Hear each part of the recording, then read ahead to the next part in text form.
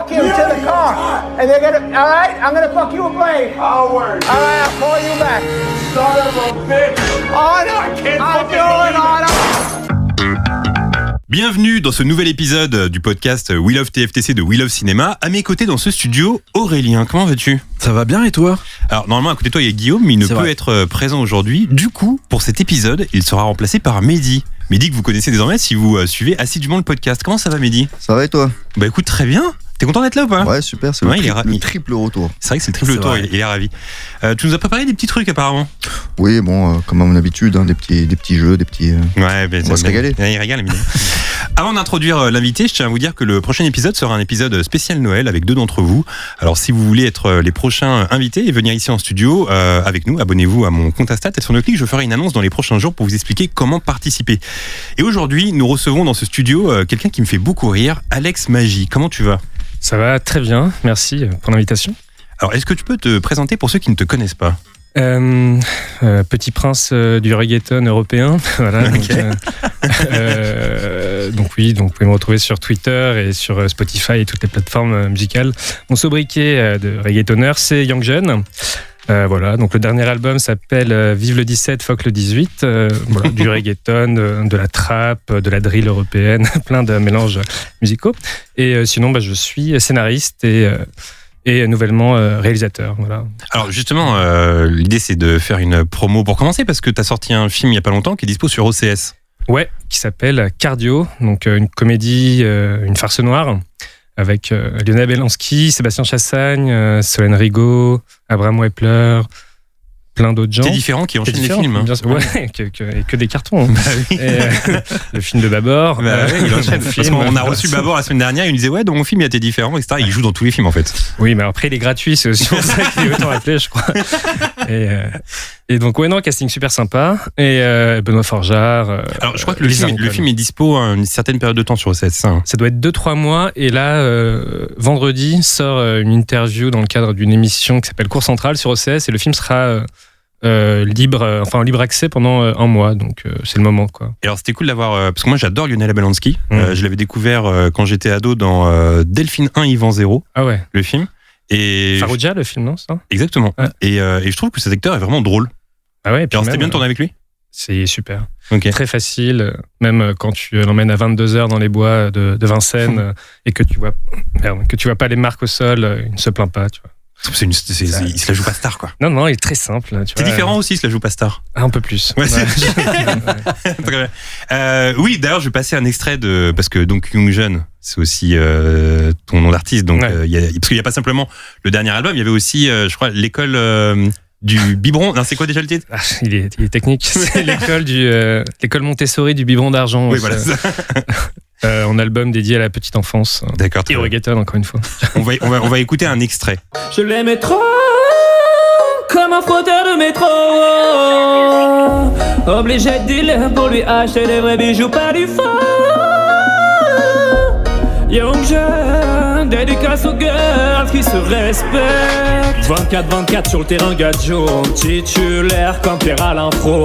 Obligé de dealer pour lui acheter des vrais bijoux, pas du faux. Car je l'aimais à la folie, je l'aimais trop. Attends, qu'est-ce qu'on aurait pu dire d'autre ? Oui, parce que du coup, moi je t'ai découvert sur Twitter, je vais trouver ça drôle. Et tu fais aussi des chroniques sur, enfin tu faisais, je sais pas, sur Radio Nova, des chroniques. Ouais, j'en ai fait 4. Okay. 5 peut-être. Ok. Voilà. Non, c'était un remplacement. Et je crois que l'humour sulfureux ne plaît pas trop à cette antenne. J'avais bien aimé la chronique sur les pastas à la carbonara. Écoute, ouais, un peu raciste des Italiens, j'ai l'impression, chez la Radio Nova. Ouais, c'est la Radio Nova. Très bien. Aujourd'hui, nous allons parler d'un film que j'avais placé sur la chaîne à la première place de mon classement de fin d'année en 2019, à savoir Uncut Gems.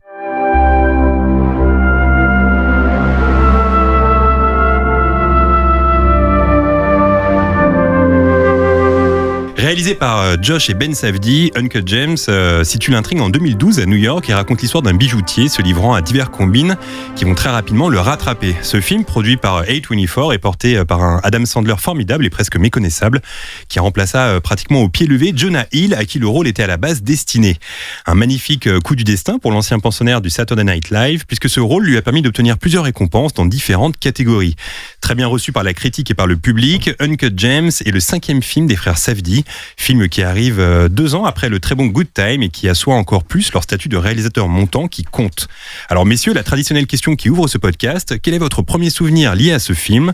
Et je vais commencer avec Alex. Souvenir d'une scène ou Non, l'ambiance dans laquelle tu as vu le film, comment tu l'as perçu, comment tu l'as aimé. J'étais avec 3 meufs. J'ai un vague souvenir. Je me souviens être happé par le film, vraiment être aspiré. Il est assez long d'ailleurs, il dure plus de 2 heures, mais je crois que je m'arrête de respirer. Et non, c'est assez vague parce que je l'ai vu 1 fois et demie. Mais pour moi, c'était le meilleur film de l'année 2019 ou 2019. Donc, c'est des scènes qui me restent et qui me sont restées, puisque je ne l'ai pas revu. Mais la scène d'intro en Éthiopie, je crois, avec les Falachas et ce raccord merveilleux avec l'anus d'Adam Sandler, qui subit une sonde anale pour savoir s'il a un cancer ou pas. Et je m'étais rappelé, puisque du coup j'écris des scénarios et quand il y a de si bonnes idées, on n'a pas envie de les piquer, mais en tout cas on les retient. À la fin, si vous vous souvenez, quand Adam Sandler, spoiler, meurt, donc il a un trou dans la joue et la caméra, pénètre dans. Enfin voilà. Donc cette boucle était assez magnifique et voilà. Mais c'est marrant que tu dises que le film t'a empêché comme ça de respirer parce que il me semble que quand j'en avais parlé sur la chaîne, j'avais dit que c'est un film qui te prend par le col et qui te lâche pas pendant 2 heures. Et c'est un peu le cas en fait avec Uncut James. Ouf. Et c'est ce que j'aime avec la réalisation des frères Safdie. Mais dis-toi, c'est quoi ton premier souvenir du film ? Moi, j'essaie d'être un tout petit peu un peu plus technique. Moi, c'est vraiment le coloris du film. Faut savoir qu'il l'a vu pour la première fois hier soir. Ça aussi, c'est technique.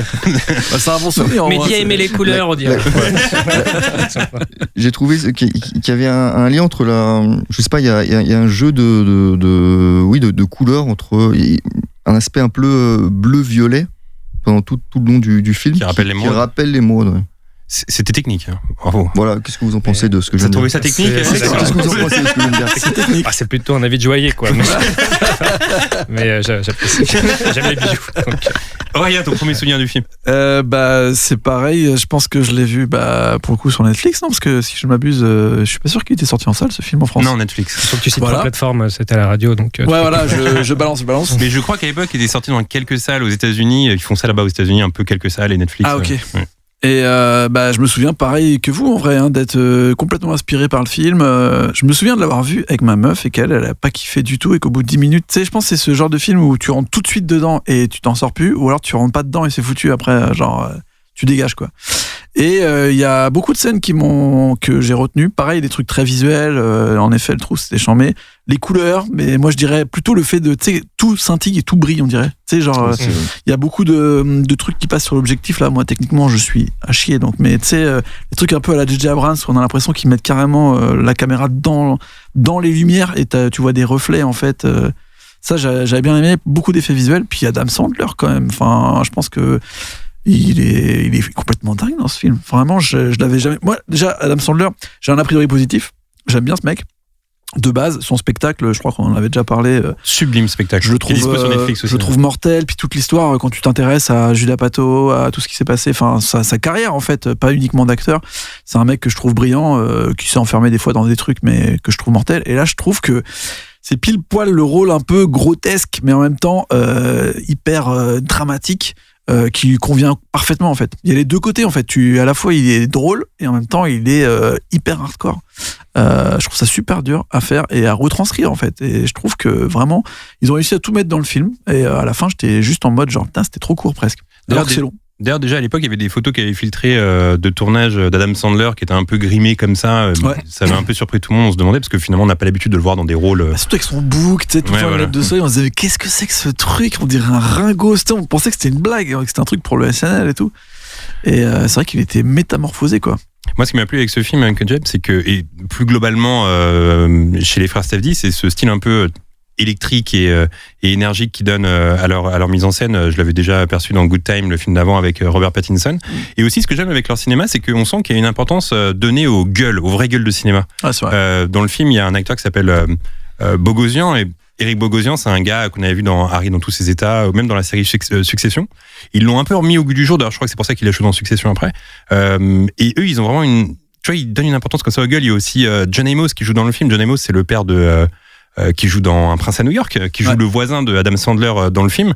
Et pareil, c'est un gars qui a une gueule et en fait, ils donnent comme ça une importance aux gueules et finalement, ils poursuivent un peu ce qu'avait fait Tarantino, à savoir relancer des acteurs qui sont un peu sur le déclin ou donner à des acteurs des rôles un peu à contre-emploi. Ouais. On sent que c'est un peu des héritiers de Tarantino à ce niveau-là. Il y a des vrais gens aussi. Il y a des vrais joueurs de basket. Kevin Garnett, tu te dis mais qu'est-ce qu'il fout là ? Et en plus, il joue vraiment. Il y a The Weeknd qui joue son vrai rôle. Ce mélange un peu de fiction et de réalité, parce que là, c'est des personnages qui existent. Tu te dis en fait, ça se trouve, le personnage d'Adam Sandler, il existe. Tu vois, c'est un vrai mec qui sont en train de faire un docu en fait là. Ouais, et puis tu vois, même de redonner une chance à Judd Hirsch qui joue dans Un bout de course, qui joue le père dans Un bout de course de Sidney Lumet. Ils vont chercher un peu des acteurs comme ça qui marchaient bien avant et qu'on avait un peu perdu de vue, comme le faisait Tarantino.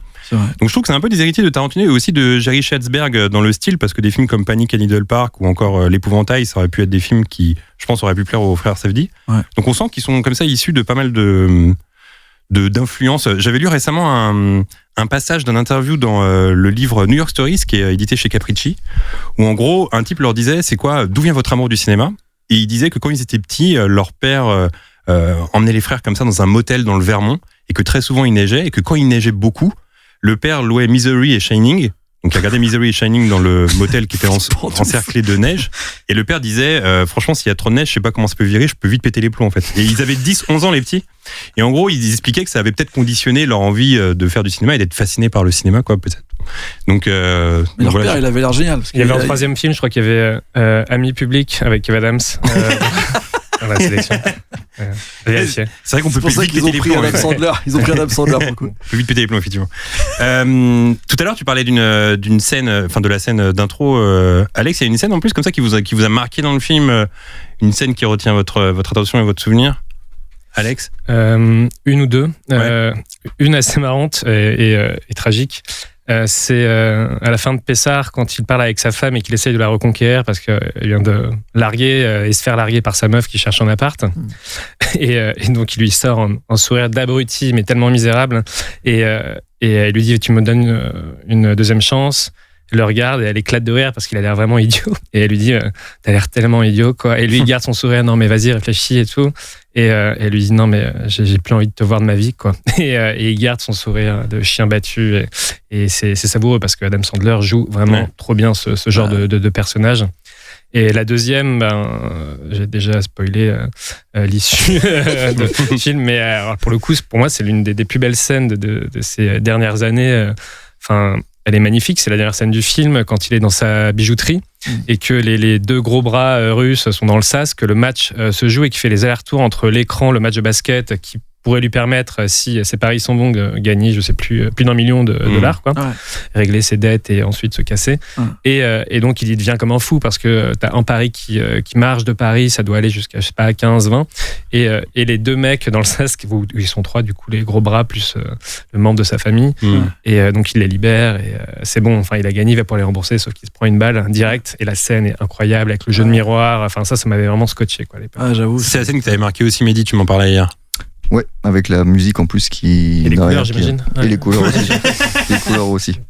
Mais c'est vrai que la musique, on n'en a pas parlé, c'est la musique de Onetrix Point Never qui bosse souvent avec les frères Safdie. Ouais. Donc là, en l'occurrence, Daniel Lopatine. Et c'est vrai que la musique colle bien avec l'ambiance du film. Et surtout, on en parlait tout à l'heure avec Mehdi, il y a des petits sons comme ça, des petits... comme ça qui collent vraiment avec tu vois l'ambiance bijouterie, émeraude, etc. On dirait un truc de science-fiction des fois même. Ça fait des grandes nappes et tout. Moi, c'est pas mal ces scènes-là où t'as l'impression que tu rentres dans la tête de Sandler. Moi, il y a une fois aussi, un peu dans le même genre, où tu vois son côté pathétique. Là, c'est quand il va au spectacle de sa fille, je crois, et qu'il se fait poursuivre, il essaie de se barrer vite fait, prendre la voiture, et au final, il se retrouve dans un coffre et tout, là. Waouh! En fait, moi, vraiment, la pression, je l'avais, tu sais. À un moment, je me suis dit, mais il va pas continuer à faire que des trucs débiles comme ça, c'est pas possible. Tu sais, il y avait une accumulation où tu te dis, non, mais à un moment, il va arrêter, c'est sûr, quoi. C'est un peu la loi de Murphy, le cinéma des frères Safdie, c'est que vraiment tout va de plus en plus mal à chaque fois. C'est nul, vraiment d'issue, quoi. Enfin, ça se reproduit dans tous leurs films, j'ai l'impression. Et une scène que j'ai bien aimée aussi, c'est on parlait de la scène d'ouverture, mais je me souviens, le premier truc qui m'a marqué quand j'avais vu la scène d'ouverture, c'était de me dire que elle était un peu Spielbergienne. Tu vois, tu sais, comme dans Indiana Jones, quand il y a cette scène où ils sont en train de creuser de loin, etc., machin, et je sais pas, j'ai l'impression que c'était un peu un hommage Spielbergien, cette scène. Alors, en quelques années, les frères Safdie sont devenus des réalisateurs qui se sont fait une place dans le paysage cinématographique américain. Mais du coup, c'est quoi leur histoire, Aurélien ? Eh bien, comme tu l'as dit, je pense que leur histoire de cinéma commence avec leur père, qui, les deux frères disaient que très rapidement, ils ont leur papa qui avait acheté une caméra, à l'époque, je pense, Super 8, quasiment à la naissance de Benny, qui est le plus vieux, je crois, des deux frères, et qui en fait, les filmait très régulièrement, et qui commençait déjà à donc documenter leur life, mais en même temps leur demander de jouer des parties un peu dans quand ils étaient petits, quoi. Donc ça rejoint un petit peu ce délire d'avoir une culture ciné, etc. De les pousser finalement à jouer et à réaliser et à produire leurs propres histoires, tu vois. Et donc ça, c'est assez marrant parce que ça, plus à mon avis, leur passion du basket et le fait que leur père, qui donc va se séparer de leur mère assez rapidement quand ils sont assez jeunes, est un personnage new-yorkais total. Ça veut dire que c'était un mec qui vendait dans une bijouterie, comme on voit un petit peu dans Uncut James, un mec qui traînait, qui avait un peu des petites arnaques, des petites bidouilles dans New York, quoi. Et à mon avis, tout ça mélangé a créé leur culture cinéma, qui à la base n'était pas forcément la première chose qu'ils voulaient faire. Ils ont fait tous les deux une école de communication à Boston, dans laquelle ils sont sortis il y a pas très longtemps, en fait, en 2006-2007. Et en même temps, à côté, ils faisaient des petits films, souvent de commande. Ce qui est assez marrant, en fait, je trouve que c'est un peu ce qu'on se dit depuis le début, comme il y a dans leurs films, c'est que tout marche par enchaînement, en fait. C'est-à-dire qu'on leur propose des projets, qu'ils réalisent, qu'ils leur amènent d'autres projets, mais en fait, il n'y a rien qui est vraiment calculé, et ça passe de court-métrage à mini-documentaire, à publicité, clips musicaux, à long-métrage, dont les deux plus gros, donc Good Time, avec quand même Robert Pattinson et avec James très peu de temps après. Mais en fait, quand tu cherches un peu, genre, quel était leur but, quelle était leur vision, à part New York, et les grands réalisateurs de New York, genre Scorsese, Lumet, comme on disait, le mec de Panic à Needle Park, dont je me rappelle jamais Jerry son blaze. Schatzberg. Voilà, Jerry Schatzberg, ou même Woody Allen, tu vois, ils ont ce truc de New York et le personnage principal de leur vie et de leur art un petit peu. Et donc, les mecs habitent à New York, ils ont grandi dans le Queens. Il y a toute quand même la gestion compliquée de leur jeunesse, un peu balbottée dans le divorce de leurs parents, entre leur père qui a l'air quand même bien foufou et la mère qui est un peu plus à la cool. Ouais, d'ailleurs, j'avais lu une interview où il disait que, en gros, pour leur expliquer la vie, leur père disait je vais pas vous expliquer la vie, tiens, je vous montre un film et puis vous devinerez, quoi. Et pour le divorce, il avait montré Kramer contre Kramer. Sauf que Kramer contre Kramer, c'est du point de vue du père. Ouais. Donc eux, quand ils allaient chez le père, ils étaient là, genre c'est lui qui a raison. Et quand ils allaient chez la mère, c'est genre t'es pas sympa d'avoir lâché papa. Avec le beau-père et tout, machin. Alors qu'en vrai, bon, j'ai l'impression que les torts étaient plus partagés que ça. Mais c'est vrai qu'ils ont, à mon avis, un père qui était un peu, qui leur a montré plein de choses et qui leur a créé un petit peu leur univers, quoi. Après, moi, ce qui me passionne pas mal, c'est leur passion pour le basket, parce que c'est vrai que ils l'ont un petit peu mis dans tous leurs films, ce truc-là. C'est des grands fans des Knicks. Josh, cette fille dira qu'il a vraiment eu la plus grosse peine de son histoire quand les Knicks sont perdus avec John Starks et Patrick Ewing, je sais plus très bien quelle année c'était, mais il avait 9 ans lui, et il dit que genre ça lui a brisé le cœur en fait. Et depuis, ils essayent toujours d'aller voir tous les matchs des Knicks ensemble, soit à distance, soit dans le Madison Square Garden, et ils ont gardé ce côté très électrique de, tu vois, comment filmer du sport, mais tu sais, du sport américain avec beaucoup d'enjeux, en fait. Et ça, je trouve qu'il y a ça dans Uncut James. Ce truc de, tu sais, ça s'arrête jamais, ce délire de filmer du money time. Et très souvent, les réalisateurs disent d'ailleurs que c'est le truc le plus compliqué à filmer. Friedkin, qui avait fait Blue Chips, dont on avait parlé ici, un truc sur le basket, il disait, en fait, arriver à retranscrire l'urgence et la panique qu'il peut y avoir dans du sport comme ça, avec un énorme enjeu, c'est quasiment impossible en cinéma. Enfin, en tout cas, Friedkin avait dit c'est le truc le plus dur que j'ai eu à faire, alors que ça devrait être juste un film d'action. Et donc, moi, le premier film qui m'a marqué d'eux, c'est un documentaire sur Lenny Cook, qui est un joueur de basket, en fait, qui était exceptionnel à l'époque du lycée, qui était considéré comme le prochain Jordan à la fin des années 2000. Il a joué avec LeBron James à l'époque, on pensait même qu'il pouvait être drafté avec un meilleur niveau que LeBron James. Jordan Bardella ou Ouais, c'est ça, exactement. Non, c'était donc vraiment, Lenny Cook, c'est comme ça qu'il s'appelle. Et en fait, c'est trop marrant parce que c'est pareil que ce que je disais. En fait, le projet leur est un peu tombé dans les mains. Je tiens à dire que je viens de la ville de Drancy et les figures illustres qui viennent de Drancy, c'est Zemmour et Bardella. Ah bah t'es bien toi. Bah écoute, c'est exceptionnel Drancy, non? Je viens de Drancy, comment que je te dis? Peut-être que les 7 filles vont faire un film sur Drancy, on sait pas ça. Et bref, Lenny Cook, c'est vraiment un personnage assez cool. Et en fait, tu vois, dans la façon dont ils ont de récupérer ce projet, c'est en fait un mec qui avait commencé à réaliser un documentaire sur lui en 2001, sur Lenny Cook, en pensant que ça allait être une méga star. Il avait plein d'images de lui, donc en 2001, jeune, etc. Et en fait, le mec est jamais drafté. Genre, il va jamais à la draft, il va jamais à la NBA, il se retrouve à faire des trucs. Donc, le mec lui dit, je finis pas mon documentaire. Lenny Cook disparaît, il se passe rien. Et en fait, ce réalisateur dont j'ai oublié le nom, tombe sur le premier film des frères Safdie. Safdie, je fais la faute à chaque fois, excusez-moi. Et il se dit, en fait, je vois que c'est des fans de basket, ils ont des vraies histoires personnelles à raconter. Je vais leur montrer mes rushs et je vais voir si ça les intéresse de reprendre le projet. Les frères regardent ça, ils adorent le concept, ils avaient déjà entendu parler du basketteur et ils décident de prendre la suite en fait. C'est-à-dire qu'ils utilisent les rushs qui avaient été tournés en 2001, qui sont pas les leurs, en mode documentaire et ils tournent la suite et ils recherchent Lenny Cook qui maintenant a complètement disparu du basket et ils réalisent en fait un film presque d'auteur, tu vois, qui est un truc documentaire avec un personnage qui pourrait être un personnage de fiction mais qui est en fait un truc sur leur premier amour qui est celui du basket et qui fait référence à un autre documentaire qui a été fait dans les années 90 qui s'appelle Hoop Dreams, qui a eu énormément de récompenses, qui est aussi un docu sur des jeunes basketteurs hyper talentueux qui au final vont pas réussir à gagner. Donc et ça en fait c'est ça qui leur a donné une bonne image de marque dans les festivals et qui leur a permis de faire leur première réalisation avec Robert Pattinson quand même, Good Time, qui leur donne une petite piste pour faire un clip avec un rappeur pas très connu qui s'appelle Jay-Z, à l'époque où il sort son album 444, qui est un album très attendu parce que c'est le premier album de Jay-Z depuis presque 10 ans. Oui, presque.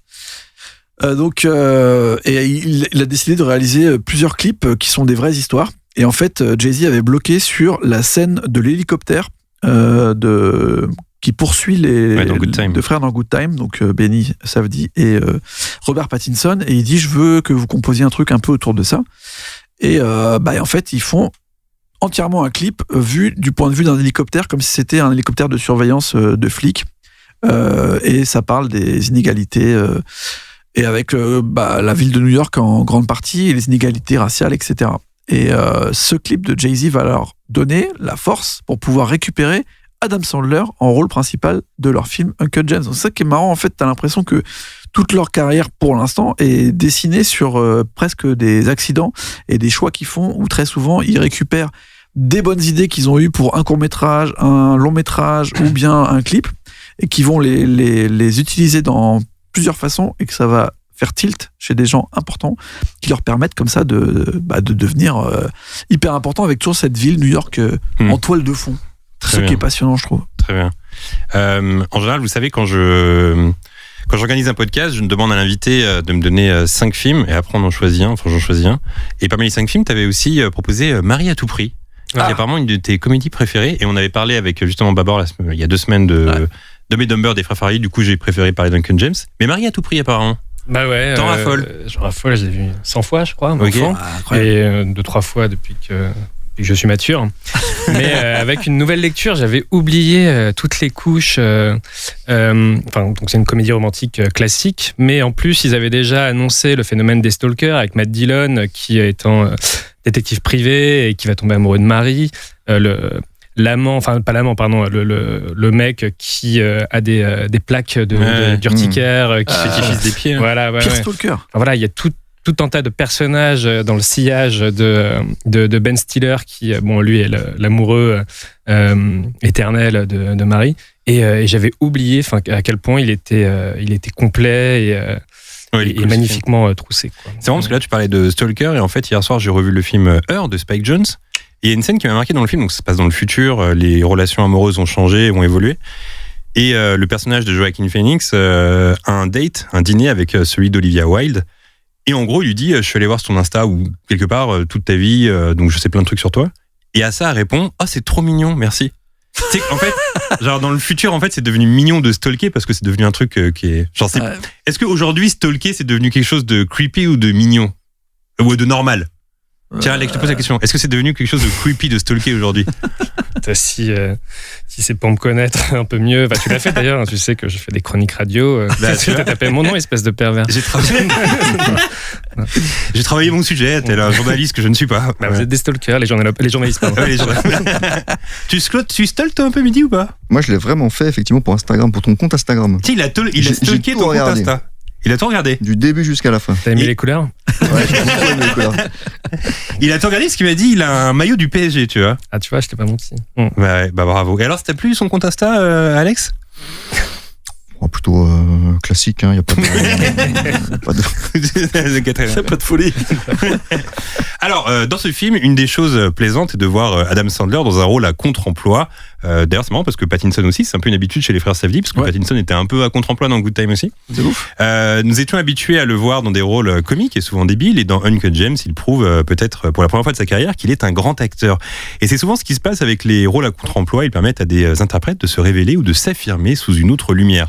En France, par exemple, on cite souvent Coluche et sa prestation très sombre dans le film Ciao Pantin lorsqu'il s'agit d'aborder les acteurs dans un rôle à contre-emploi. Alors de mon côté, j'ai fait quelques recherches et je me suis dit pourquoi pas m'amuser à faire un petit classement des meilleurs rôles à contre-emploi de l'histoire du cinéma. Au passage, ça vous donnera peut-être envie de voir certains films que vous n'avez jamais vus. Du coup, je vais vous faire un petit classement des rôles à contre-emploi. Vous allez me dire si effectivement ça fonctionne ou si c'est pas mal. À la 10e place, restons sur un exemple français, avec le film Le Juge et l'Assassin, film datant de 1976, réalisé par Bertrand Tavernier, dans lequel joue un Michel Galabru méconnaissable, qui interprète ici un tueur en série qui a réellement existé, Joseph Vacher, une prestation qui permit à Michel Galabru d'obtenir le César du meilleur acteur en 77. Est-ce qu'on est friand de Michel Galabru par ici? Ah ouais. Ouais. Bah, les gendarmes quand même. C'est vrai. Alex, t'es friand de Je Galabru? l'imite très bien. Oui, je suis Michel Galabru. Non, je.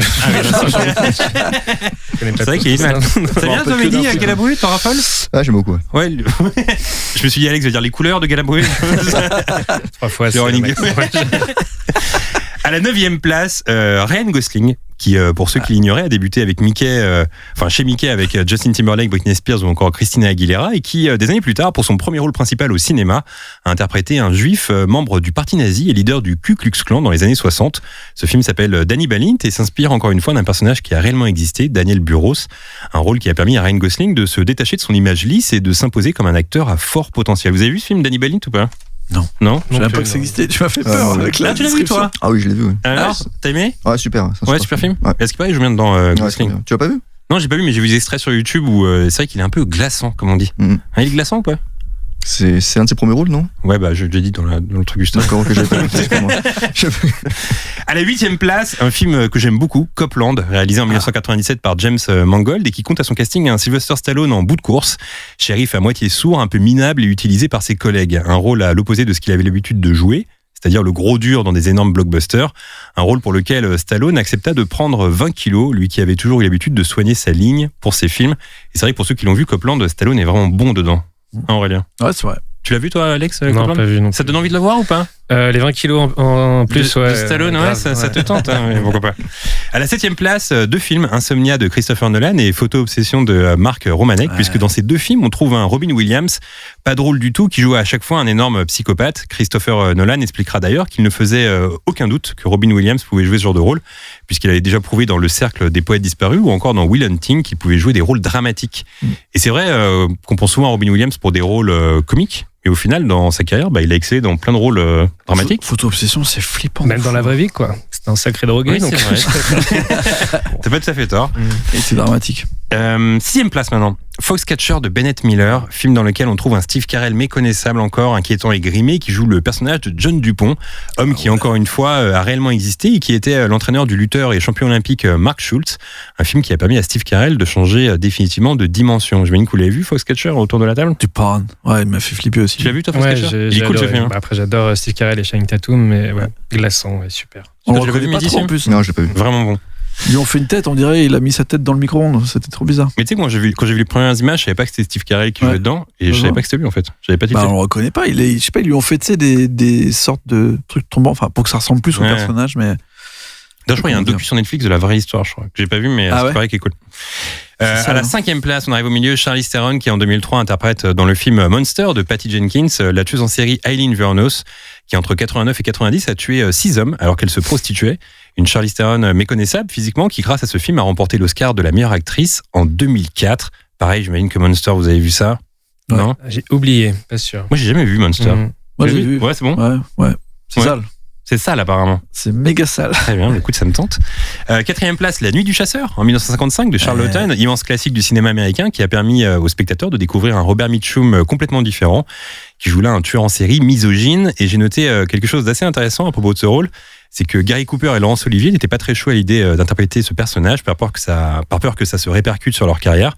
Et au final, Laurence Olivier a eu son rôle à contre-emploi des années plus tard, en acceptant de jouer un ancien nazi terrifiant dans Marathon Man de John Schlesinger. Et c'est vrai qu'il est vraiment terrifiant dans ce film, Laurence Olivier. C'est la fameuse scène. Vous avez vu Marathon Man ou pas? C'est la fameuse scène où il joue je crois que c'est un ancien dentiste, enfin un mec qui est spécialisé dans les tortures de dents. Je sais pas si ça existe, les tortures de dents. Et en gros, il torture le personnage principal en lui enlevant ses dents. Et la scène est terrible. Et enfin, à la 3e place, pour compléter le podium, un film français encore avec Le Cercle Rouge de Jean-Pierre Melville, film dans lequel on peut observer un Bourvil à contre-courant de ce qu'il a eu l'habitude de faire dans sa carrière, puisqu'il joue ici un commissaire pas vraiment comique, seul film pour lequel il est crédité André Bourvil, et non seulement Bourvil, et film qui fut très compliqué à tourner, puisqu'il était, durant le tournage, atteint d'un cancer en phase terminale, lui qui l'a caché à toute l'équipe, et qui en cachette s'injectait des piqûres de morphine pour tenir le rythme durant le tournage. Il a d'ailleurs tenu à jouer toutes les scènes qui étaient physiquement éprouvantes. Bourvil qui décéda le 23 septembre 1970, un mois avant la sortie du film. C'est le moment un peu badant du podcast. Je sens que là, il y a une échappe de plomb. Les grands films. À noter que Jean-Pierre Melville aimait employer des acteurs à contre-emploi, puisqu'on se souvient du film Léon Morin prêtre, dans lequel Jean-Paul Belmondo incarne un prêtre, bien loin du Belmondo boxeur et avec de la gouaille qui s'était imposé tel quel au début de sa carrière. 2e place, Eternal Sunshine, bien sûr, peut-être le plus beau rôle d'un Jim Carrey que beaucoup ont découvert en 2004 pour une fois sans grimace. Et des années plus tard, je comprends toujours pas comment Jim Carrey a pu ne pas être, ne serait-ce que nommé aux Oscars pour ses prestations. Bizarre, ça méritait ou pas? Bah oui, mais de toute façon, il a jamais rien eu, non? Non. Alex, ça méritait ou pas? C'était mérité, ouais. C'était mérité, mais ils sont retrouvés avec Gondry. Super la série d'ailleurs qu'ils ont faite ensemble, des dépressifs aussi. Killing, incroyable. Flippant. Moi, je mets un épisode et après je fais bon, on va regarder un petit truc, je sais pas, il y a un petit Disney là. Mais je trouve que ça fonctionne bien le duo Gondry-Carrey. Ils sont dépressés tous les deux, je pense. Ouais, aussi. Ouais. Et enfin, à la première place, peut-être le plus grand rôle à contre-emploi de l'histoire du cinéma, celui de Henry Fonda dans Il était une fois dans l'Ouest, film dans lequel il prête ses traits à un tueur sans scrupules, contre-emploi, car Henry Fonda a toujours été une figure américaine réconfortante, avec ses profonds yeux bleus et ses rôles de héros de la nation. Et ce qui est drôle, c'est que Henry Fonda, le premier jour du tournage, arriva sur le plateau grimé en méchant. Donc c'était une proposition qu'il faisait, avec une imposante moustache, des gros favoris et des lentilles marron pour cacher ses yeux bleus. Une proposition qui ne fit pas plaisir à Sergio Leone, qui exigeait qu'il vire tout. Pour lui, il fallait que le public voie le Henry Fonda qu'on a l'habitude de voir, afin qu'il soit dérouté et choqué de le voir aussi méchant. Pour lui, c'est ce qui allait fonctionner dans ce film. Et c'est vrai que pour ceux qui n'ont pas vu Il était une fois dans l'Ouest, grand classique, Henry Fonda, il est vraiment, vraiment dur dans ce film. Avec ses petites lunettes, là. Ouais. Là où il a jamais joué des rôles de sadique. Ouais. Voilà pour cette sélection de 10 rôles à contre-emploi. Est-ce que vous, comme ça, il y a des rôles qui vous ont marqué à contre-emploi ou des rôles que vous retenez comme ça, Aurélien? T'as des rôles comme ça en tête? Parce que, en fait, tout à l'heure, je mentionnais Stallone dans Copland, mais un acteur comme Schwarzy, c'est un gars qui vient de films comme Terminator, Predator, et en fait, au contraire de Stallone, il a réussi à avoir une carrière dans des films comiques, souvent avec Redman, quand il joue dans des films comme Jumeaux, comme Junior, etc. Donc finalement, on peut dire que c'est des rôles à contre-emploi, même s'il en a fait beaucoup. Mais on s'attendait pas à avoir un Schwarzy dans des rôles comiques, et ça marche. Là où, par exemple, Stallone dans Arrête ou meilleur va tirer n'a pas réussi à prendre le pas un peu comique dans sa carrière. T'as du Bruce Willis sur Wes Anderson, mais t'as surtout t'as surtout notre ami Adam Sandler qui moi m'avait épaté dans Punch Drunk Love de Paul Thomas Anderson. De ouf. parce que c'est vrai que tout à l'heure je dis Spanglish aussi. C'est vrai que je mentionne Adam Sandler dans ce film, et c'est vrai que déjà dans Punch Drunk Love il était bon déjà contre-emploi. Exact. Et c'est vrai que Bruce Willis le fait souvent.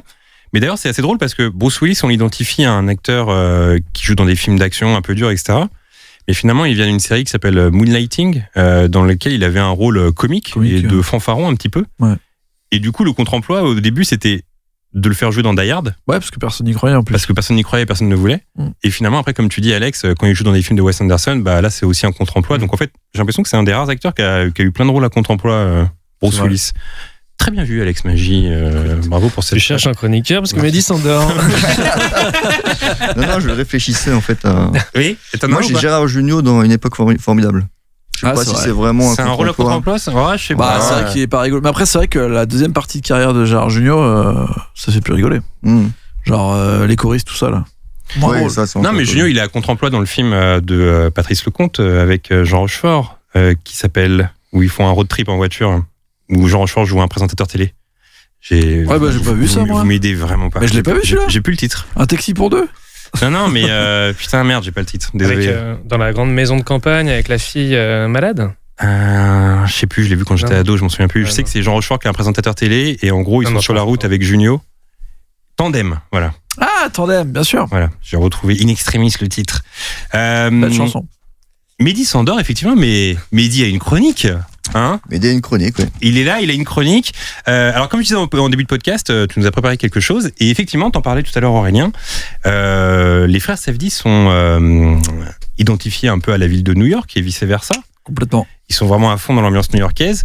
Et parfois, il y a des films comme ça. Alors, beaucoup de réalisateurs ont fait de New York leur ville, comme Woody Allen, t'en parlais tout à l'heure, Jerry Schwartzberg, etc., etc. Scorsese. Et Scorsese, effectivement. Et il y a des films comme ça qui sont identifiés à une ville. Et apparemment, tu nous as préparé un petit jeu. Oui. Le petit jeu, ça va être de nous donner des films. Et le premier qui trouve la ville dans laquelle se tourne le film. Et apparemment, ça va être un mano à mano entre Alex et Aurélien. Ah bon? Parce que moi, je connais les réponses. Ah merde. Voilà. D'accord. J'ai eu ok. vent des réponses. Du coup, ça va être un mano à mano. Oh là. Alors, Est-ce que t'es joueur un peu, Alex Non, je suis très nul. T'es très nul, ok. Alors, quand même, j'ai fait un truc Très lent vraiment, aussi. là, faudra aller vite. Hein. Ouais, bah, Quoi? C'est français, c'est américain, c'est comment? Donc, Donc en un peu fait, tout. il va vous donner Ok. des titres de films. C'est le premier qui sort la ville. C'est vraiment un one-one entre vous deux. Ok. Taxi. Marseille. Driver. Oh là, bon, c'est 1-0. C'est Taxi, 1-0 tout de Il n'a suite. pas compris le jeu. Driver. Driver aussi. Driver. J'ai taxi, C'est un driver. rappeur, Il a pas compris. Il faut donner la ville. Il faut donner le mano à mano. Les premiers trucs qui me viennent à la tête, moi. Le mano à mano va être terrible. Bon. 1-0 pour Alex. 1-0. Et t'as Je une alors. laisse petite- toujours un peu d'avance, moi. Et t'as une petite info sur le film apparemment. Oui, Taxi Driver, alors, ouais. Alors, faut savoir que Luc Besson, au moment où il était en train de négocier avec Columbia Pictures pour écrire justement, pour réaliser Le Scamélément, Ouais. il devait avoir un délai de réponse de 30 jours. Pendant ces 30 jours, il a écrit Taxi. Ouais. 30 30 c'est jours. beaucoup. En 30 Ouais, jours. c'est long, quand même. En 30 jours. 30 jours, c'est beaucoup. Il a écrit les 5, non? Et le 6 qui est pas encore sorti aussi, je crois. Et donc 30 jours Bah, Taxi. Hein. On rappelle de Besson qui ne réalise pas, c'est Gérard Pires qui réalise le premier Tout à Taxi. fait. Exactement. Producteur. Marseille, qui est une ville formidable. T'es déjà Quelle parti couleur, sur Marseille Marseille? Je croyais que t'allais dire Marseille, Moi, Marseille, et que t'as des t'allais souvenirs finir de Marseille? autrement. Moi- Ah, Marseille, oui. Moi, Marseille, j'ai des comme souvenir, c'est les dernières vacances que j'ai passées avec mon ex. Ouais. Avant qu'on se sépare. Bon, j'ai pas un super souvenir. De toute façon, on faisait pas l'amour depuis à peu près plus d'1 an. Alors j'étais encore chaud. Et donc toi, t'as des souvenirs de Marseille? Il y a à Marseille? Ouais. Écoute, Souvenir très personnel, Mehdi. C'est mon souvenir. Moi, je suis sans tabou ici. Non, non. Je sens tabou. Mais Alex, J'ai vu beaucoup de il est poubelles. plus réservé, là-bas, quoi. Ouais. non, Alex est un vrai, vrai supporter parisien. Ouais, donc je m'interdis de parler d'ennemis. Exactement. Non, mais t'es jamais parti à Marseille? Si, vraiment. si, j'ai déjà passé quelques jours. Ville horrible. Non, j'adore. Mehdi, deuxième film. Attention, ça va aller très vite. Lost in Translation. Japon, Tokyo. ouais, Oh là là, ça fait 2-0. Bah, non, mais qu'est-ce qui Tokyo. se passe, Aurélien là? Qu'est-ce qui se passe? Je suis perdu, j'avais pas Il du est tout le complètement film, perdu. ouais. Hein. Il a pas compris le jeu encore, je crois. Ça veut dire la ville. J'allais dire C'était la série, c'est ça? Il avait déjà dit la fin. l'espace. Et merde. Mehdi, t'as une petite info sur Lost in Translation? Sofia Coppola qui aurait refusé de réaliser ce film si Bill Murray n'avait pas dit oui. C'est une Elle bonne ne voulait info. que lui. Ah, toi, il n'y avait Bonne pas de film, sinon. Concrètement. Et d'ailleurs, pour compléter ton info, Bill Murray, alors je l'avais déjà dit, mais il a pas d'agent, il a un répondeur sur Ah lequel oui. on peut l'appeler, puis en gros, on donne ses piges de film, et puis il te rappelle ou il te rappelle pas. Et en gros, il avait pas rappelé Coppola pour Lost in Translation, mais elle avait eu Spike Jonze au téléphone, son pote, et Spike Jonze lui avait dit, bah attends, j'ai eu Murray au téléphone, c'est bon, il est ok pour faire ton film, t'inquiète pas, il va venir. Eux, ils vont à Tokyo Il pour avait faire pas le film, et en gros, à un jour du tournage, il est toujours pas là, quoi. Et il y a toute une production qui est engagée, il y a de la thune qui est engagée, etc. C'est la panique. Et en fait, il s'est ramené le soir, la veille, en disant bah t'as vu, je t'avais dit que je viendrais, etc. Et puis ils ont pu faire le film, quoi. Donc Incroyable. la pression. Quelle Les liberté. T'as eu ce genre de truc avec Teddy encore une fois, ou ce genre de caprice pour ton film? Non. Franchement, non. Non, il y a pas eu de caprice. Facile. Il a accepté de se faire teindre les cheveux en bleu, Ok, de se mettre ah un ouais. piercing dans Ouais, le d'ailleurs, nez. il a un bon style dans le film, Teddy. Bah, mieux qu'en vrai. Un quoi, peu beau hein. gosse. Bah, tu l'as rendu un Il peu est beau reparti gosse. avec les fringues. Bah oui, pas mal. Bravo, Teddy. Il est reparti avec les fringues. Tu es déjà parti à Tokyo? Jamais. Jamais. Mais je suis déjà allé rue Sainte-Anne à Paris. C'est pareil. Croisé Bill Murray là-bas. Mehdi, troisième film. Ça fait 2-0 pour Alex, il faudrait peut-être se réveiller. Ouais, on va ouais, dire. j'ai pas compris le jeu, je crois. Faut dire la ville dans laquelle se tourne le film. Enfin, dans laquelle ok. l'intrigue. Ah d'accord, c'est bon, il se pense. Before Sunrise. Pardon? Quoi, je comprends rien. Before Sunrise. Ah, Paris. Non. Ah merde, c'est lequel Ça, celui-là? c'est Before Los Angeles. Sunset. Ah, New York. Ah, ça galère un petit peu. Hein. Miami. Dans Before Sunrise, dans Non. le premier, il se rencontre dans une ville. Venise. Non, Non presque. plus. Milan. Bon, il fait toutes les Rome, villes. putain, c'est Rome. Bon, il fait toutes les. J'ai envie de lui donner le point parce qu'il a fait vraiment toute la carte géographique. Séville. Non, c'est Si vous trouvez pas, il y a pas d'anecdote Naples. c'est Vienne. Ah, ça va. C'est Vienne Qui en va à Autriche. Vienne, ça a pas de sens. Bah, c'est Vienne en Autriche dans Before Sunrise de Richard Putain, Linklater. J'étais sur Vienne en France, j'aurais dû le dire. Une petite info sur le film, Mehdi? Oui, Julie Delpy et Ethan Hawke qui marchaient beaucoup à l'impro au niveau des dialogues. Ce qui n'a pas plu au final à Julie Delpy, qui n'était pas du coup ravi d'être crédité en tant que auteur. Sur ce Non, enfin, elle film. n'était pas créditée en tant qu'auteur. C'est ça qui la vénère. Elle Oui. était vénère d'ailleurs. Hein. Non, elle n'était pas ravie. Ouais, c'est pas pareil. C'est pas pareil. Ouais, non, tu étais très pointilleux là-dessus, toi. Bah, je connais très bien Julie Delpy, donc je l'ai appelé effectivement pour Peut-être, savoir si c'était. C'est technique, hein. Ouais, il est technique, hein. Il est Je suis technique. très technique. Il était très technique dans les infos, ouais, très bien. Ok, donc ça fait 2-0, toujours pour Alex. Alex, c'est Bah, pas vrai. même là, T'es j'arrive pas. La Vienne, T'es mais pas Vienne. parti, t'es pas parti à Vienne, c'est sûr. Je préfère à Marseille. Mehdi, quatrième. Will Hunting. Ah, Boston. Oh, joli. Oh, il revient dans la danse. Il Il revient dans la danse. C'est un point pour Aurélien. Ça Parce fait que 2-1. c'est les deux là, Matt Damon. D'ailleurs, je crois et qu'ils viennent Ben de Boston, Affleck. en vrai, les deux, Ils hein. viennent de Boston et c'est eux qui ont écrit le. Exactement. Et bah, tiens, c'est il a eux qui ont justement écrit une le info film. là-dessus. Bonne transition. Est-ce que tu avais l'info Deux. qu'au démarrage du tournage, quand Robin Williams a commencé à jouer, ils se sont mis à pleurer? Ah ouais? Bah ouais. Ah ouais. Eh, ils sont cons ceux-là. Non, je savais pas. Mais alors, pourquoi Et si, ils ont je savais pleuré, qu'ils étaient Mehdi? hyper, Bah parce moi, que je- ils ont quand même écrit ce film pendant. Enfin, ils ont mis 5 ans à l'écrire. Ouais, c'est leur premier film Donc ça a vraiment été ensemble. ils ont été très émus. Enfin, pas comme toi, t'as pas été ému quand du coup il y a eu le démarrage. De mon film De l'écriture de Taxi. Et quand t'as vu Babor interpréter ton texte, t'as pas pleuré? Non. Je l'ai supprimé de tous les réseaux. 2-1 pour Alex. Attention, il y a Aurélien qui revient. Il en reste 2 ou 3, je crois. Mais tu es déjà parti à Boston? Non plus. Non plus. Bon, d'accord. Mehdi veut savoir où t'es allé Ouais, partout en j'ai vu vacances. ça, bah, stalker. Hein. C'est ça qu'il a tout stalké, attention. Surtout qu'il a déjà les infos, il attend l'instant. Il sait si tu y allais à Boston ou pas. Ok, prochain Mehdi, attention. Midnight Express. Ah, c'est Istanbul. Turquie. Oh, c'est là-bas, c'est Ouais. Istanbul. Ah, c'est Istanbul, c'est ça. Il met le C'était pas 3-1. assez technique, Il pardon. met le 3-1, il fait le trou, c'est Istanbul, effectivement. Petite info sur Midnight Il Express? fait le trou, bon. T'as répondu Midnight Special, toi ou pas? Non, j'ai dit Turquie, mais j'ai dit Turquie. J'allais dire implant, tu vois. J'étais vraiment très loin dans le. Tiens, pour ou contre les implants? Tiens, je lance un sujet comme ça. C'est pas... On l'a déjà. C'est une émission à qui chaque parle fois de que je viens, on parle de ça. Ah de oui, c'est vrai. implants. Non, mais écoute. Non, parce que là, alors pour ceux qui ne connaissent pas le visage d'Alex Magie, il est très bien fourni en cheveux, je dois le dire. Il est. Non, t'es ravi de ça ou pas? Eh oui, bah écoute, mon médecin a fait du bon boulot, quoi. Je mais c'est remercie vrai, Hakan Choukour. Bah, c'est une blague qu'avait fait Mehdi la dernière fois. exactement. Mehdi, il avait remercié Mais- Hakan Choukour, tu vois. Est-ce que c'est une angoisse pour toi de peut-être les perdre un jour? Non, je crois que ça va. Ah, il est serein, il est même Ouais, limite serein, insolent. ouais. Il est je limite pense que ça insolent un petit peu, je trouve. J'ai- J'ai des gouttes au cas où. Personnellement, j'en ai chialé, moi. Mais- Mais tu lui as pas demandé si t'es allé à Istanbul, par contre. alors justement, sur son compte Instagram, j'ai vu qu'il partait très souvent à Istanbul, donc du coup, t'as forcément des infos. Non, jamais. Non, Mais- j'avais mais- aussi. mais- Mehdi, qui, pour ceux qui ne l'ont pas vu, n'a plus de cheveux. C'est un vrai caillou. Est-ce que c'est en lien avec le fait que ta meuf baisait plus, que t'en parlais tout à l'heure à Marseille? Il y a un lien, oui. Il y a un Au niveau lien du direct. stress, j'ai tout perdu à ce moment-là. Oui, d'accord. oui. Est-ce que c'est en lien avec la pierre de Uncut James? Avec la masturbation. C'est autre chose. T'avais prévenu pourtant. Il en reste combien, Mehdi? J'ai pas dit, moi, ma petite anecdote. Ah oui, sur, c'est vrai. sur le film. Bah, on l'a vu tous, sa petite anecdote sur le film. Film qui est sorti en 78 et qui a été interdit en Turquie jusqu'en 92. Ah oui, mais Ah pour ouais, quelle quand même. raison alors? Le tourisme, je pense. Tu l'as vu le film?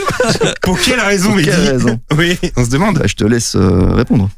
Bah, je sais pas. T'as pas l'info? Aurélien, t'as l'info ou pas? Bah, je crois que le système carcéral est quand même assez mal vu dans Pas du tout. ce film. Ok, d'accord, merci. Pas du tout. Je vois pas le Très rapport. Je vois pas le rapport. Turquie. Ok, il en reste combien, Mehdi? Il en reste 2. Il y a 3-1, tu peux égaliser, Aurélien. C'est les arrêts de jeu, là. On joue les arrêts de Ok, jeu au Parc ok. des Princes. Non, mais c'est pas les pays, on dit les villes. Parce que moi, j'avais le pays, par contre. Oui, non, mais c'est la ville. Ok, c'est d'accord. la ville, c'est la ville. Prochain, Mehdi. Match point. La France miniature. Bah, New Non, York. Non, c'est Londres, Londres. Non, ah, c'est Londres, il revient à Oui, c'est 3-2. oui, bien sûr, bien sûr. Il revient à 3-2 avec Match Point, c'est Londres, Ah, bah, effectivement. J'étais con, je dis Woody, enfin, Bravo. Woody Allen, Bah New ouais, York, mais tu vois, je t'as voulais voulu faire faire une fort vanne en sur la Angleterre. France miniature, t'étais perdu et pourtant t'avais un bel avantage. Mais dis une petite info sur Match Point. Oui, alors Woody Allen qui a pour habitude de faire un film par an C'est vrai ça? et son meilleur c'est Eh ben on se demande. c'est Match Point. Eh ben c'est Match Point. Ah bon? Incroyable info, Mehdi. Hein. Londres. Incroyable. J'aime bien Bananas, tu vois. Londres. Eh, il préfère Bananas. Londres. Londres. Non, t'es parti à Alex. Londres, Alex, ou pas? Alex, Londres. Là, Je ne répondrai pas à cette question. non plus. L'appel. Ça fait donc 3-2. Parce que Écoute, sur Insta, écoute, si t'égalises, c'est la folie dans les arrêts de jeu, Aurélien. Pour le parce que prochain. là, je perds toujours, là. Là, il y a 3-2, mais tu peux Ah, égaliser ouais. dans les arrêts de jeu, là. Il en reste une. Tu l'auras celui-là. Remarquez que je Il y a un donne des corner. villes. Eh, il y a un corner, c'est la dernière minute, là. Je donne quand même des villes. Mehdi. La cité de Dieu. La Rio. Sao Oh, Paulo- c'est Sao Rio, Paulo. c'est 4-2. Non, c'est Sao 4-2. Paulo. Non, c'est Rio de Tout, c'est Janeiro. Ah C'est bon Rio, ouais, c'est Rio de Janeiro. Bah, là, il demande la VAR complètement, là, mais Il c'est demande Rio la de Janeiro. Bravo, Alex, c'est une victoire 4-2. Vous ne voyez sur pas, mais je Rio. fais un dab. Non, je rigole, je ne fais pas de dab. Et il fait pas de dab, hein. Je crois que j'ai jamais fait de dab de ma J'allais vie. dire je crois. Brésil. Je suis pas Qui a très déjà fait un précis. dab ici? T'as déjà Mais fait, dis, je Mehdi? pense. Mehdi, t'as jamais fait de dab? Non. Non? T'es pas tenté d'en faire un, là? Non. Aurélien, t'as T'as déjà fait un largué, dab? t'as pas Ah, dabé. j'ai dabé, j'ai dabé fort. J'ai souvent dabé, mais T'as souvent dabé, toi? dans le bon timing. Et donc pas de dab chez Alex, alors? Jamais. Non, non, je me retiens. On est Pudeur, beaucoup, quand même. on est beaucoup à ne pas avoir dabé autour de cette table. Bravo. Oh, le dab est sympa, mais sur une période très courte. Oui, oui. Je ne pose même pas ma question. Rio de Janeiro, c'est non. C'est clair, c'est net. Donc ça fait 4-2, mais t'as pas une petite info sur la cité de Dieu, toi? Oui, si, Ben bien oui, sûr. bah bien alors. sûr. Si, Tu nous avais habitués à des bonnes infos à la fin, à chaque Vous fois. connaissez bien sûr les deux acteurs. Alexandre Rodriguez et Alejandro Firmino, Ouais, qui à l'époque du film, on leur a proposé deux cachets. Alors ils venaient des favelas, faut le Ils dire. venaient des favelas. Ouais. C'était pas des vrais acteurs. Ils avaient le choix entre $3,000 ou un pourcentage sur le box-office. Ils ont choisi $3,000. Eh bah, Ils sont c'est passés bien. à côté de 200 000 €. Ah. C'est une info un peu C'est triste, pas hein. énorme non plus. C'est un peu triste ton info quand même. Mais Ouais, j'avoue. tu nous fais rire là-dessus, mais Et c'est un peu personne leur a dit, tiens, je te file un point quand même sur le film parce que Ah, rien. c'est toi le film. Ok, d'accord. Rien du tout. rien du tout. Sympa. T'as pas demandé à Aurélien s'il était allé dans toutes ces villes, toi. Tu t'es concentré sur Alex, mais t'as pas voulu savoir où part en Parce vacances que je Aurélien. sais qu'Aurélien voyage beaucoup. Et je ne voulais pas faire les Alex. C'est une question d'empreinte carbone, hein, pas d'argent. J'ai les moyens. Tiens, en parlant d'empreinte carbone, j'ai l'impression qu'on voit Marco Mouli partout en ce moment. Qui a vu le documentaire sur Netflix? Oui. Ouais, alors vous avez apprécié? Oui. Ça t'a plu, Alex? Ouais, j'ai même fait une chanson qui n'est pas sortie. Ah ouais, dessus, parce tiens. que là, ça commence à être un peu trop mainstream, quoi. Ouais, ça devient un peu Squid Game, c'est ça? Ouais. Mais non, mais en fait, C'est bien Marco Squid Mouli, on le Game. voit partout. Tout à l'heure, on a vu un interview. Bah tiens, justement, Aurélien qui bosse chez Combini, Oui. il a fait un interview Combini, j'imagine que t'es au courant. Tout à fait. Bon, on le voit partout, Marco Mouli. Bien sûr, bah, c'est un personnage truculent, j'ai envie de dire. Ouais, Non très bien. Ouais. On est obligé d'avoir un C'est avis genre, sur ouais. lui ou On oublie. Bah ouais, t'as un avis Alors, sur vous avez Marco bien Mouli, aimé, toi, vous, ou le pas? docu J'ai pas envie d'avoir un avis sur lui. Ouais, il a pas envie, Ah, personne n'a voilà, envie d'avoir un voilà, avis. je- Voilà. Ah ouais, il y a une sale vibe en fait. C'est un sur- peu nos sur- impôts qui Ah, le voulaient, voilà. quand même. Ouais, c'est Ah, vrai, c'est j'aime vrai. bien ça. Il balance un pavé dans la mare. C'est notre argent, les mecs. Alex, hors antenne, tout à l'heure, tu m'as dit texto. Moi, je viens pour entendre des anecdotes croustillantes. Donc, si on n'a pas dans ton émission, je pète un câble. Tu confirmes? J'ai dit ça, ouais. C'est ce que t'as dit Ouais. hors antenne, effectivement. Mais écoute, ça tombe bien parce que j'en ai plein sur Uncut James. Et Donc, j'ai aussi dit, t'es sûr que c'est Uncut James? Je t'avais dit que c'était James et la pêche géante. Ça n'a pas été retenu, ça. Tu m'as aussi dit, alors quand même, c'est assez drôle, faut le dire, parce qu'on s'est donné rendez-vous à 18h aujourd'hui pour faire le podcast. Et du coup, on est arrivé un peu en retard avec Mehdi à 18h20 parce qu'il y avait des bouchons avec le Uber, etc. Et du coup, Alex a dit bon bah je vais rater le match du PSG qui était à 18h45. Or tu pensais que le podcast pouvait durer 20 minutes. C'est que c'était une chronique. Écoute, il est 19h15, le match a commencé depuis 30 minutes. Ça doit te stresser un petit peu, non? Quelqu'un le score. Quelqu'un le le score. score, non? Ouais. Ah, je peux. Aurélien, c'est du direct. Hein. Vous allez écouter ça jeudi, mais vous aurez tout le tous monde le aura déjà score. les résultats. Et là, on aura le score. Eh ben non, je peux pas. Voilà. Là, il va. Très bien. À la place, je vais t'offrir des infos sur Uncut James. C'est mieux que des buts de Messi. Le film s'inspire du père des frères. Ben non, mais ça, c'est un truc qu'on a déjà dit, ça, tout à l'heure, finalement, Aurélien. Si, c'est 2-0, les gars. 2-0 pour Paris? 2 Mbappé. 2 buts d'Mbappé. Ça te fait plaisir d'avoir le score? Très, très content. Minute. Très content. Bah, et là, on retrouve un peu Alex, là, avec un sourire, il est de bonne humeur. Après, on peut enchaîner avec une émission type on refait le match. On reste ça. Ou sinon, on finit l'émission sur le cinéma avec des voix de commentateurs sportifs. Quoi. Pourquoi pas? On refait le film, allez. Tiens, est-ce que tu sais imiter des gens, Alex? Pas du tout. Pas du tout, non, t'imites personne, toi? Non. Parce que là, tu viens de te lancer dans une petite imitation, mais de personne. Imitation de personne, ouais. Voilà, je sais imiter. Imitation. Mehdi, toi, t'imites un petit peu, toi? J'ai déjà fait Bruel ici. Ouais, il a déjà fait Ah ouais, Bruel, pas mal. Si t'en as d'autres, t'en as pas des nouveaux en ce moment? Non? Alex, tu vas bien? Ouais, il veut l'imposer à chaque fois. Il veut imposer le. Patrick, pour la vie, Patrick.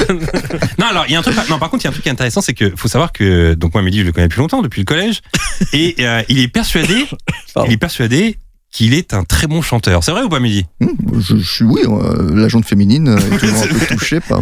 Il est persuadé d'être un bon chanteur. Et écoute, moi, c'est mon pote, donc j'ai envie d'être gentil avec lui. Mais finalement, t'as jamais chanté en public. Là, c'est peut-être l'occasion.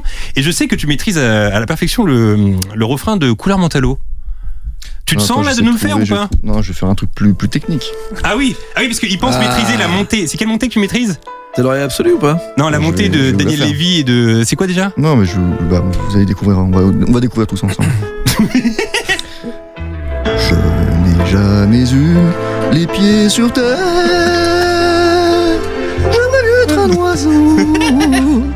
Bon Je alors. suis mal dans ma peau. Ah ouais. Bon, il chante bien ou pas? Ah, c'est. C'est pas le public masculin que je vise, donc je vais demander plutôt à la mademoiselle qui est sur le plateau. Alors Il y a Ninon avec nous qui est hors plateau. Ninon, il chante bien ou pas? Ça va, elle a dit. Et elle est charmée. Non, Aurélien, t'as bien aimé? Ça t'a plu? Ouais. Surtout. Ça, c'est mon préféré, là. Alex, t'as été épaté un peu ou pas? La larme à l'œil. Bah, tu vois, Mehdi, il y a beaucoup de gens qui t'ont écouté En aujourd'hui. tout cas, merci de m'avoir mis en avant sur. Bah, pour la première fois. Sur ton antenne.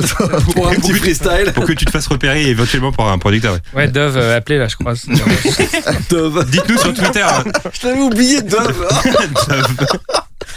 Dites-nous sur Twitter si Mehdi chante bien. Écoute, moi ça me fait toujours plaisir. Et donc tu me dis que ça séduit les meufs, ça, ce que tu fais à chaque fois? Ça marche pas mal, ouais. Ouais, ça marche pas mal. Ok, d'accord. Très Mais bien. tu fais ça sur un quai de métro, par exemple?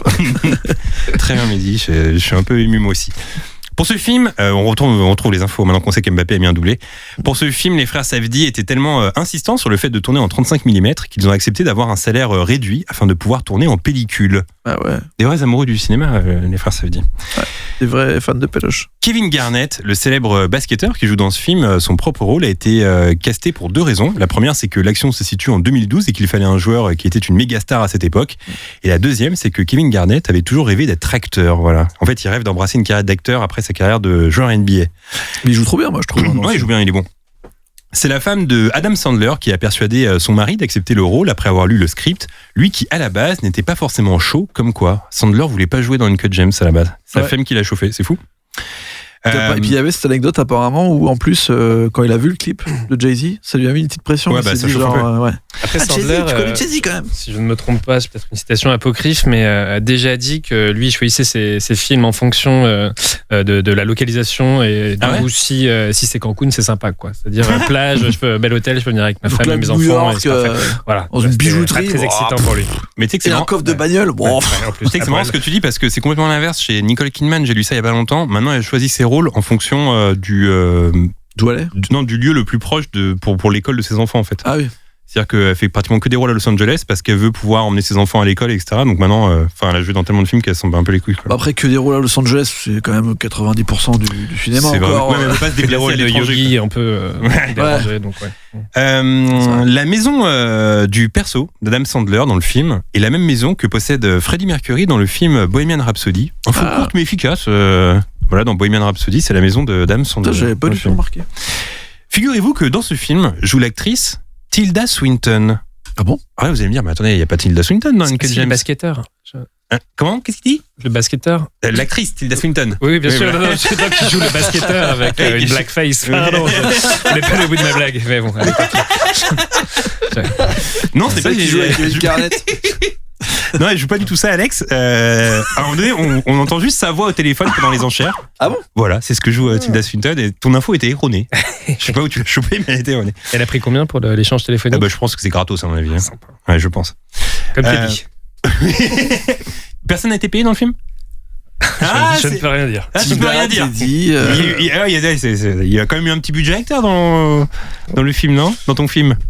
Oui. C'est pas faire. La bijouterie que l'on voit dans le film n'existe pas, figurez-vous, on aurait pu le croire. Elle a été créée entièrement en studio avant d'être démantelée. Et c'est vrai que moi je pensais qu'ils étaient allés dans une vraie bijouterie à New York.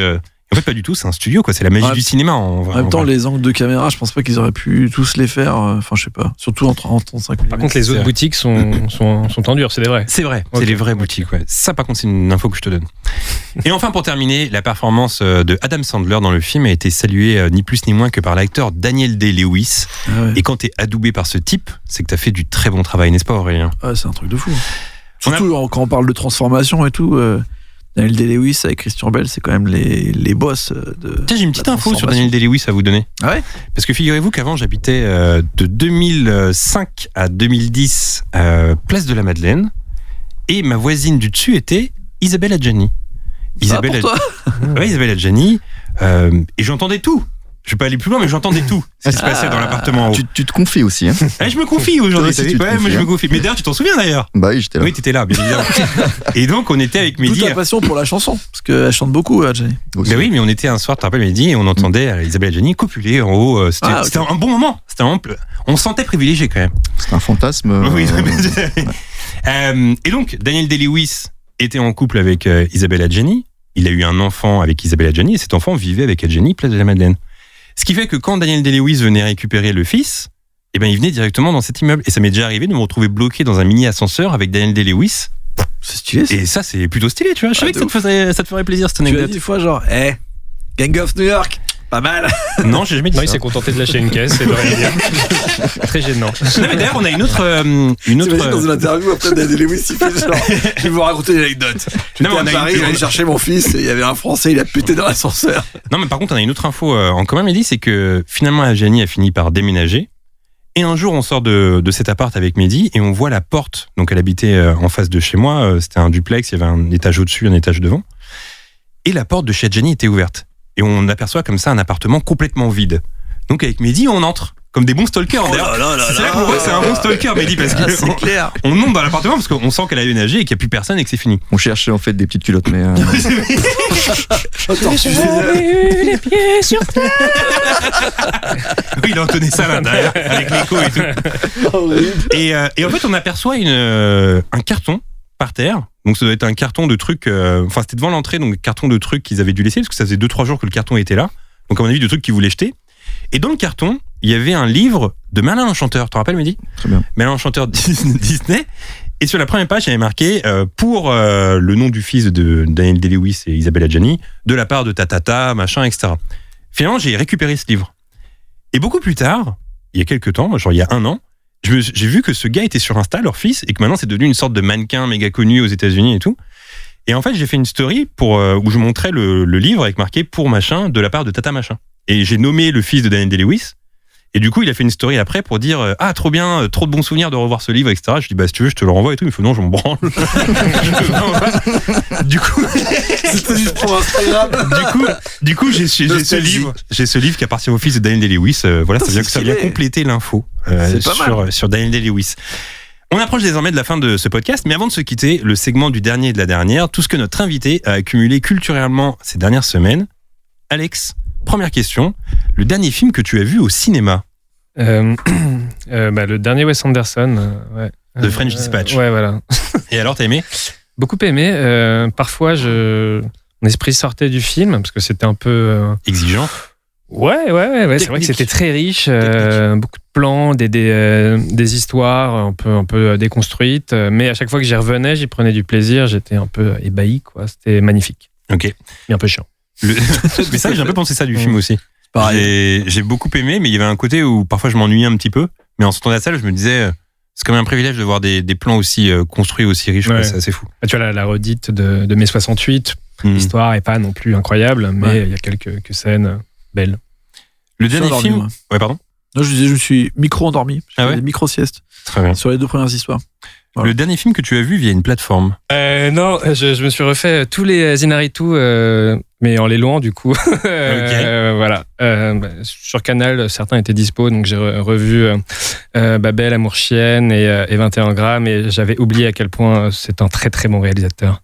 Mais en vrai, t'aurais pu dire ton film sur plateforme. Ah, je ne l'ai pas vu. Tu l'as pas vu, tiens. Non, comme T'as pas appuyé sur l'acteur play qui est mort avant la sortie là, dont tu parlais tout à l'heure. Ah oui, d'accord. Très bien. La dernière série que tu as regardée.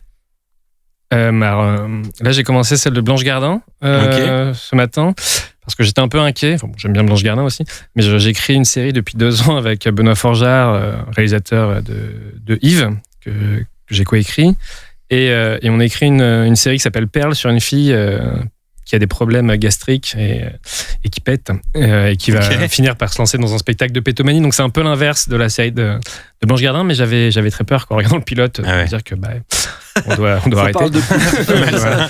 Mais Et bon. alors, du coup, non. Non, et je crois que la nôtre est mieux. À ce qui paraît, c'est pas mal, à ce qui paraît. Ouais, non, c'est quand même très drôle. Non, C'est les pas forts, surtout si tu regardes la construction des épisodes, t'as 6 à 7 séquences, donc c'est très long à chaque fois. Mais c'est pas gênant, c'est du 26 minutes. Et clairement, quand tu regardes une autre série, c'est une scène d'une minute, donc il y a une multiplication de plans. Alors que voilà, les producteurs et diffuseurs devraient faire confiance à la lenteur et à l'installation des scènes. Tiens, d'ailleurs, la semaine dernière, en parlant de séries dispo sur Canal, je me suis dit, tiens, je vais regarder une de mes séries préférées qui est sortie sur Canal, que j'ai trouvé très drôle, qui est Importantissime de Chris Esquire. Donc, je me remets la série, je me remets les épisodes un par un. Et qu'est-ce que je vois dans le premier épisode ? Toi, en train de coiffer, on te voit 2 secondes à l'écran, en train de coiffer Chris Esquire. C'était une opportunité. Bah oui, mais alors raconte-nous pourquoi tu t'es retrouvé sur Importantissime. Parce que à l'époque, on était un peu copains, quoi. On buvait beaucoup de coups. Et on avait des projets qui n'ont pas forcément abouti, mais il m'avait proposé de faire une apparition, quoi, voilà. Très bien. Voilà, qui n'est pas revenu ou qui a été remplacé. Voilà. Okay. Sinon, en termes de série, forcément, parce que j'ai regardé que 2 épisodes, hein, c'était surtout pour me rassurer, je regarderai quand même la fin, mais bon, Succession, forcément, quoi. Okay. Je suis à fond et ça fait du bien aussi de reprendre un rythme hebdomadaire et pas tout binger d'un coup. Mais alors, t'aimes bien, toi ? Ouais, j'aime bien. Moi, j'aime bien binger, mais c'est vrai que moi, une des rares séries que je regarde, c'est Curb Your Enthusiasm. Et là, du coup, c'est un épisode par lundi. Mais comme tu dis, je trouve ça bien de se dire, ok, c'est un peu le rendez-vous du lundi. Tu regardes l'épisode qui vient de sortir, etc. Parfois, tu peux avoir tu peux avoir un peu un surplein quand tu regardes un peu les épisodes d'un coup comme ça. Et j'avais lu un tweet, Aurélien, dans lequel tu disais qu'apparemment, la dernière saison de Succession, moi, j'ai jamais vu la série, mais que ça mettait du temps à se lancer. Ça a changé un petit peu ou pas ? Oui. Après que je l'ai dit, il y a eu un épisode qui m'a bien chauffé. Mais sinon, je trouve quand même que c'est peut-être parce que il y a eu un gros écart entre les 2 saisons que j'avais regardées d'un coup et cette saison-là. Il y a presque 1 an et demi, je crois. Et là, j'ai l'impression que c'est tout le temps la même chose, en fait. Alex ? Ouais, non, je pourrais partager ton avis, mais moi, ça me plaît, quoi. C'est-à-dire qu'effectivement, c'est l'intrigue est la même depuis le départ. Hein. L'idée, c'est d'essayer de faire tomber le père. Là, pour le coup, Kendall est seul face au monde, face à sa famille. Ouais. Et oui, il y a plein de choses qui sont superficielles, cosmétiques, tous les enjeux financiers, de montage ou autre. C'est pas très intéressant, mais il y a des performances d'acteurs qui et des séquences, des dialogues savoureux qui, pour moi, sauvent complètement. Non, c'est vrai que ça envoie. Mais tu regardes un peu des séries, toi, ou pas ? Justement, je réfléchissais justement pour... Toi, tu regardes pas mal de séries docu sur Netflix, non ? Oui, bon, tous les trucs de tueurs en série ou. C'est moins. C'est vrai que tu raffales de ça, toi. J'aime beaucoup Richard Ramirez. Ouais. Alors, Mehdi, il a fait un truc très creepy récemment. Oui. C'est qu'il a fait. Ah oui. Bah oui. Oui. Parce qu'il a vu le reportage sur Richard Ramirez. Sur Netflix, est-ce que vous l'avez vu ce reportage ? C'est qui celui-là ? Richard Ramirez, c'est un des plus grands tueurs en série de l'histoire. J'en ai vu un paquet, hein, mais c'est quoi son kiff ? C'était The Night Stalker. Ouais, The Night Stalker. Ouais, exactement. Night Stalker, oui. Mais là, ce que tu vas dire, c'est très fort. Ouais, c'est pas Ted Bundy celui-là ? Non, ça c'est un autre. Okay. Et du coup, dans le documentaire, on voyait un plan resserré sur les chaussures de Richard Ramirez. Les baskets. Et il avait des belles baskets. Et Mehdi a acheté les mêmes que Richard Ramirez. Oh non. Du coup, il porte les mêmes merde. chaussures que les mêmes baskets modèle de Richard Ramirez. Hein. C'était le seul à les posséder. Je suis seul, Mais t'as trouvé ça où très rare. T'as tapé basket Sur eBay. Richard Ramirez Sur eBay, sur- Non, j'ai repris le modèle sur les baskets. Oh C'est un damn. vieux modèle américain, une vieille marque. D'ailleurs, c'est dommage parce qu'on a été invité par Camino TV pour présenter nos derniers achats récemment. Je suis allé avec Mehdi, t'aurais dû présenter tes chaussures de Richard Ramirez. J'avoue. À la place, il a présenté le costume de Tom Hanks dans Philadelphia qui s'est acheté aussi sur des goûts spéciaux. Ah, c'est les couleurs, qu'est-ce que tu veux. Et tu places cette anecdote aux meufs que t'as les chaussures de Richard Ramirez ou pas? Non, ça tu le dis Non, pas. mais quand elles viennent chez moi, elles voient effectivement un paire de baskets à côté du mur, contre le mur. Non, tu dors avec, non? Et je leur dis- Très bien. Bah écoute, c'est une info savoureuse, Mehdi. Bravo. Parce que pour info, c'est Oui. il y a une semelle, la semelle en fait, c'est comme ça qu'il se fait attraper, c'est parce qu'en fait il marche dans Oui. voilà, il marche dans la boue. Oui, parce que les flics n'arrivaient pas à le choper et Voilà. ils l'ont chopé à cause des baskets. Donc tes baskets ont quand même une importance dans L'importance dans, Et une vraie histoire en plus. c'est une vraie- dans la vie de Chance avec Richard Ramirez. C'est un vrai hommage que tu C'est fais. les baskets qui l'ont fait tomber finalement. Ouais. Non, mais c'est comme par exemple, moi je collectionne pas mal de t-shirts d'époque, tu le sais Aurélien. Et en Ouais. fait, il y a un t-shirt que je trouve très cool, mais je trouve que c'est pas portable. Ouais, moi aussi j'aime bien celui-là. Ouais, bon, Je sais ce que tu vas dire. Je sais ce que tu vas dire. Parce que, dites-moi si c'est portable ou pas. Mais à l'époque où il y a eu le procès O.J. Simpson, en fait, il y avait plein de fans qui étaient là, genre non, O.J. is innocent. Et ils avaient fait plein de t-shirts qui étaient assez cool pour l'époque, en 94. Et du coup, il y a plein de t-shirts maintenant qui sont à vendre, mais ils sont souvent à 200, 300 euros parce qu'ils sont devenus un peu cultes. Est-ce que c'est portable un t-shirt O.J. Simpson? Je te pose la question, Alex. Moi, je le porte direct. Ah ouais Tu m'as donné envie. Ouais. Eh ben, alors, tu vois, quoi, Je vais me le faire moi-même parce que c'est un peu cher. mais Non, mais les t-shirts, tu parlais de ça, Mehdi? Tu pensais que j'avais parlé de ça? Ouais, exactement. Et allez alors, checker c'est quoi les posters de O.J. Simpson. Bah, tu sais, on voit la tête de O.J. Simpson. Ou alors, tu sais, il y a des photos où on voit la voiture quand il avait essayé de s'enfuir là avec son passeport. Ah, Et il est marqué Run, O.J., run! mais tu sais que ça revient aussi ça revient aussi à Uncle James parce que genre les fameuses scènes d'hélicoptère qu'il y a dans Good Time et donc dans le clip de Jay-Z, ils ont dit dans l'interview que tu m'avais passé là, JB, que l'influence première c'était la course, la fuite de O.J. Simpson Bah, en tu vois, tu me chauffes bagnole encore avec plus pour mettre le t-shirt, l'hélicoptère et tout ça. Vous O.J. validez- Simpson maintenant c'est pop, enfin je veux dire. Vous validez ce choix de t-shirt tous ces Bah ouais, j'ai envie de le porter. À fond. Je vais peut-être l'acheter, ouais, je le cache pas. C'était une petite phrase genre if you don't fit, you must bah, quit. Bah c'est bon, tu l'as ton t-shirt là. Peut-être d'ailleurs, je me souviens, un jour, quand j'habitais à Montréal, j'étais parti à New York en Greyhound, donc en bus, tout seul. Et en général, quand tu pars le soir, c'est vraiment. Tu t'arrêtes dans des gares comme ça, un peu. Tu vois, où ça craint un peu, Darko, genre ça. vraiment sale et tout. Ouais. Et on s'était arrêté à 4h du matin, tout le monde était très claqué et tout. Et il y avait un clodo qui était là dans la gare. Et il répétait en boucle pendant 1 heure. Il avait un gars comme ça, il faisait Doesn't fit! Doesn't fit! Il répétait le truc de Jay Simpson. C'était très badant ce soir-là. La dernière chanson que tu as écoutée, Alex. La mienne. Non, bah là, Techniquement, c'est pas faux. Oui, c'est vrai que c'est ça, ouais. On va écouter un extrait de cette chanson. Je n'ai jamais eu les pieds sur terre. J'aimerais mieux être un oiseau. Bon alors, Je suis mal dans ma peau. J'aime beaucoup Gwendoline de Audi RTT. Je préfère qu'on fasse rien à deux en débitant de la merde, c'est mieux. L'occasion de fumer des clopes, niquer notre RSA comme des myopes. ok. Voilà. C'est quoi comme style de son? Violent. Ok, d'accord, très bien. Parfait. Et rendez-vous au PMU à 8h du matin, en retraite en mobilette avec tous les copains. Un truc comme ça. Elle chante comme ça en vrai ou pas? C'est un mec. Ok, d'accord, ok, c'est un mec. Et ouais, non, bah c'est du rock quoi. Et sinon, l'album de. Comment il s'appelle? Ah, je l'ai écouté en venant en plus. Bah, super. Reggaeton. Non, pour le coup, un peu lo-fi. Tiens, Attends, je peux regarder mon téléphone. Ouais, pendant que tu cherches, un truc qui m'a fait beaucoup rire quand j'ai vu les titres de tes chansons sur Spotify, c'est qu'à un moment donné, il y a un feat avec un type et le nom du type c'est Lil Gregory. Ah, ouais. C'est- Ah bah lui il est au fond de la Vologne, non? petit Il est Gregory. revenu pour Lil faire du Gregory. son. Ouais. Ok, Oui, donc alors t'as retrouvé le son alors, Alex? Ouais, enfin le son, l'album, le dernier album d'Ariel Pink. New age and song of freedom at each other, breathing out. Ok, cool. Voilà.